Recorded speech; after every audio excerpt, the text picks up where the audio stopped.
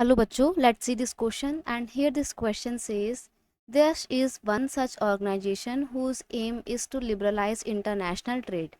Question आपसे बोल रहा है कि ये वो एक ऑर्गेनाइजेशन है जिसका मेन ऑब्जेक्टिव है इंटरनेशनल ट्रेड को लिबरलाइज करना। आपको उस पर्टिकुलर ऑर्गेनाइजेशन का नाम बताना है। देखो, हम उस ऑर्गेनाइजेशन की बात करें जिसका मेन उद्देश्य है इंटरनेशनल ट्रेड को लिबरलाइज करना, तो वो ऑर्गेनाइजेशन है WTO। WTO का फुल फॉर्म देखो, मैं यहाँ लिख रही हूँ, वहाँ स्पेस नहीं है।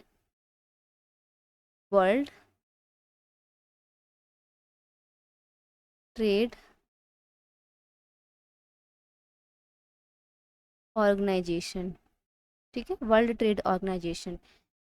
वर्ल्ड ट्रेड वो ऑर्गेनाइजेशन है जिसका मेन ऑब्जेक्टिव है इंटरनेशनल ट्रेड को लिबरलाइज करना। इंटरनेशनल ट्रेड को लिबरलाइज करने से मेरा मतलब यहाँ पर है ये है कि एक या एक से अधिक देशों के बीच में जो व्यापार हो रहा है, जो ट्रेड हो रहा है, उसमें किसी तरीके का कोई बैरियर ना हो, किसी तरीके की कोई रिस्ट्रिक्शन ना हो। बैरियर ना restriction, it's mean trade tax के फॉर्म पे किसी भी तरीके का कोई रोक ना लगाई जाए ट्रेड पे।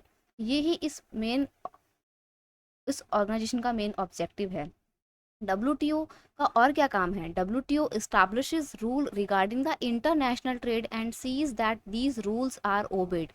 जो WTO है उसका ये भी काम है कि जो इंटरनेशनल लेवल पे ट्रेड हो रहा है, इंडिया, अमेरिका, अफ्रीका, यूरोप, जो आपस में ये लोग ट्रेड कर रहे हैं, उस ट्रेड के कुछ रूल एंड रेगुलेशन होने चाहिए, नियम कानून होने चाहिए। तो वो रूल एंड रेगुलेशन कौन सेट करता है? WTO सेट करता है। और फिर कौन उन रूल एंड रेगुलेशन को फॉलो नहीं कर रहा है, ओबे नहीं कर रहा है, उसके ऊपर भी नज़र कौन रखता है? WTO ही रखता है। अगर हम WTO की बात करें तो इसकी स्टैब्लिशमेंट कब हुई थी बच्चे? 1995 में, 1995 में इसकी स्टैब्लिशमेंट हुई थी।